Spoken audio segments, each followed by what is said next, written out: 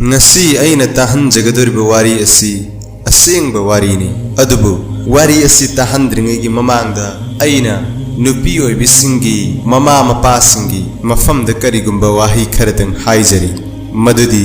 icha nupi singbu keb khatang hayhan biroisi makhoibu izzat adhikar self respect karino haiba khangansi aduga izzat ka loinana matau karamna hingani haiba sisu tambisi ima ipa ichau lairibi thakhan basinga loinana makubo maniyembo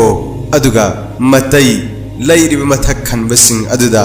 karamba izzat tawgani kamaina chatkani kamaina laigani haiba sisu tambiyu karigumba nakhoina nachanu bisingda mobile piba taragadi paihan biba taragadi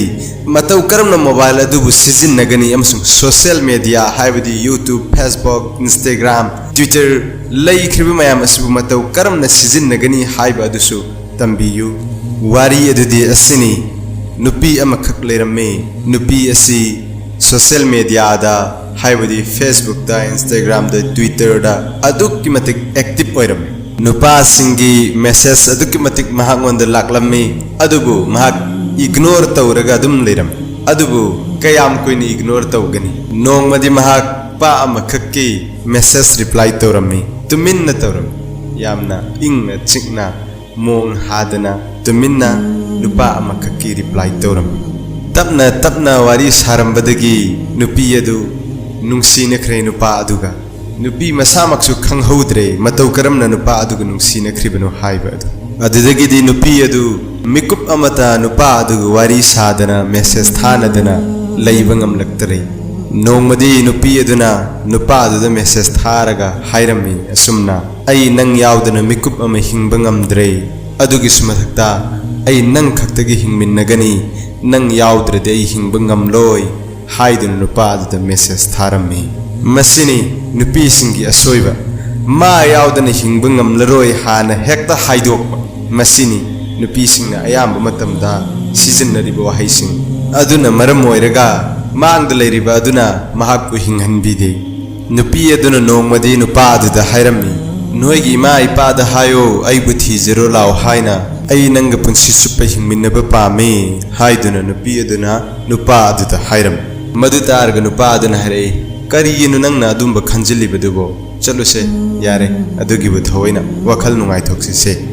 hairaga wa adu leithoknaba nupa adunu hotnarami aduga hairami se yamna thuna nangi photo amata tharakuse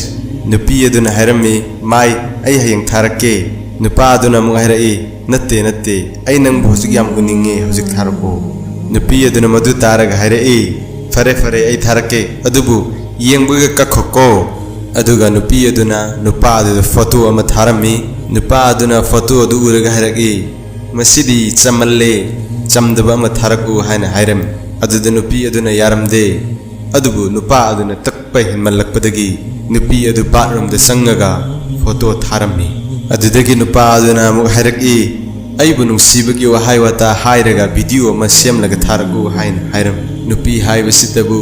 makhoibu thagat pirabadi nungsibirabadi iyata yaidu nupi aduna video ama semlaga haibadi video ama namlaga nupa adu tharami matam kharagi matungda nupi aduna amukka mabu luhongbinaba haiduna nupa adu takpa horame nupa aduna adum wasing adu leithoklam nupa aduna magi wahaising adu na thairame haibadi leithoklaga atopa wari ma adum horam nupi aduna nupa adu hairami noigi ima babada amuktangdi hairagi yengo aibu thijiro lao haina haiba matam aduda nupa aduna tawsannarame kapsinnarame karigino nangna asuk yamna khangdriba asibo aigi mung asida aigi wa amata chatte aigi wa amata tabide aina haiba amata yabide haiduna kapsinnarame nangsu hayu ai kari tawgani hojik haina nupi aduda hangrame nupi aduna masitaraga kaplammi o khongna kaplammi aduga haragi nang yaudrade ai siraniye nang yaudrade ai hingba ngamloye nupa aduna masitaraga haragi kapkanu adumna haiganu aisu nang yaudana hingba ngamloye nupi adudi adum kaptuna leirame nupa aduna haragi karigino nang adum kaptuna leirdubo tause aiwa haige aingonda plan ama lei asumna tawsi aikhoi chen khrasi atopa mafam amada aduga nungaina leirurasi mafam aduda masi targa nupiduna haragi kari haiba karaida chendurba karaida leirugani khoi kari charugani mafam aduda nupaduna haragi karino nangna duk yam pangli sibo karimta khangdaba sibu karigino nangi imagi paisa nangonda leiriba mayam ado sana leiriba mayam ado purug lao aduga chatlaga akhoi mafam achikpa mafam amada nungaina hinglurasi masi targa nupiduna hairami masidi aduk phaba idea nina yai nungsibada ngawraba nupi aduna hairaklammi yaine masidi afaba idea nine chatlase khoi ani aduga nupi aduna haraki hoi ai imagi leiriba paisa mayam ado hayeng college lakbada puraga laklage masi taba matamda nupa adu yamna harawrami nupi adu thagatlammi aduga nupa aduna hairami fare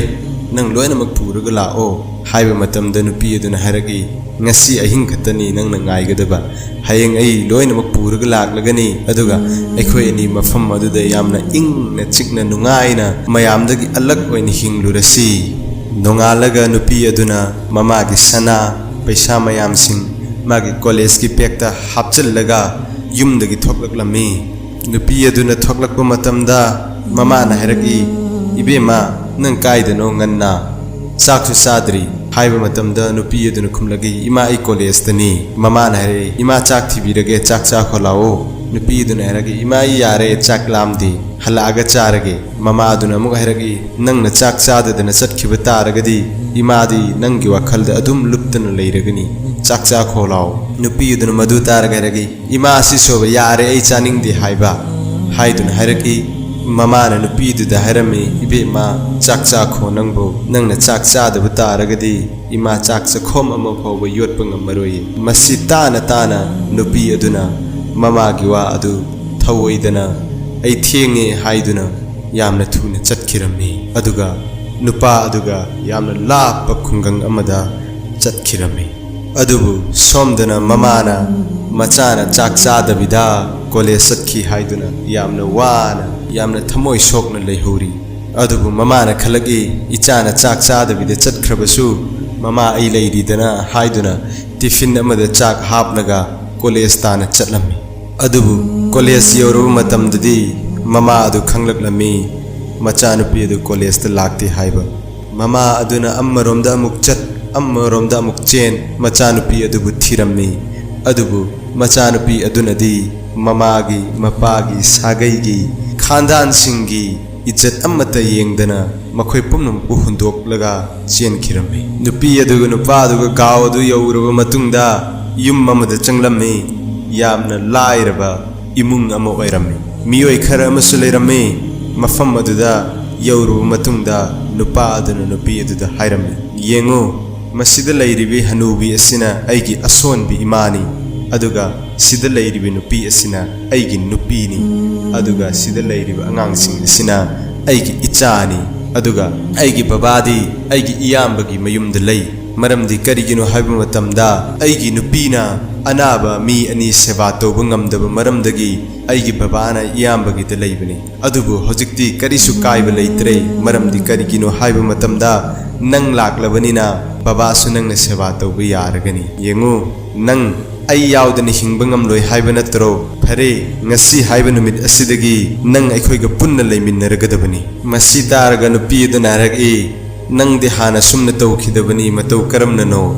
nupa duna haragi noklaga chalo kanade thabuktum suba horo somdana nupi adugi mapa amasung mayamba adu thonggan phoba thokpa ngamlamde mamai adu miyam mamang utpa ngamlamde masjidda phoba thoklamde maramdi karigino haiba matamda leikaina miyamna nupi adu chenkhre halaktre college satkhibadagi haiba wahang mayam asigi pakhum piba ngamlamde aduga nupi adugi mama adusu mayumdagi thokhidare maramdi leikaigi nupi singna hangba thiba amasung kadaida chenkhribono kamhain tawkhribono hangba mayam asi ikaibadagi mama adusu mayumdagi thoklamde aduga hojik nupi aduna khangdaba misaksing adugi damakta seba tawduna somda chak thongdana fi sudana anaba adugi seba tawduna igi pirang sinthaduna masa matom ta kaptuna leli Nongmadi nupi aduna nupa adugi makhong kolaga kaplaga hairami ima bomta aiga unhanbiyu aibu yumdamta thinbiyu kaptun hairami matam adu nupa aduna hairagi aibu apangbani haina khanbra amasung apangba sigi haina khallibra nangna namabu apangba siba adugumna aibusu apangba sigi haina khallibra yengo nangbu thama pannaw puraga pokhiba nama adubu nangna mirai rambangam laga aibudi karigi mirai bangam lo nangbu sangom pithakpa matamda sangom adu inglibra saribra haina makut thinjillaga yenglaba matungda inglaba matamda nangonda sangom pithakhiba nangi nama adu phawba nangna mirai bangam laga kesu leitraba mitop aibudi nangna karigi mirai bangam loi hojik nupi adu asumna nungtigi nupa adugi makhong kolaga kaplammi amasung yum adudagi chennabagi damak kosis mayam ama toram adubu mai pakhide adubu nongmadi mahakna chenba adu mai pakhi nupi aduna mayum yorakpa matamdadi mahaki mama su leiramdre aduga mapa amasung mayam su leiramdre mana mayam aduda hangba matamda hairaki nangi nama ibemadi nangi maichak na ngauduna bazar da thokrabani aduga nangi napa amasung nayambana nangi wakhalda mayamna hanglakpa wahang mayamda ikaibadagi suicide tawduna sikhre nupi aduna kaplaga hairagi phare ima ngawe haibadu adu ima kraida leibadu mayam sing aduna hairagi nangi namadi nungti khudingi gali gali de chatlaga migi imung khuding de changlaga aigi chanupi college saksa duna chatkhi chagen jang khite pibiu haiduna yumthong khudingi changbani makhutta chak pairaga machanupi halakhini haiduna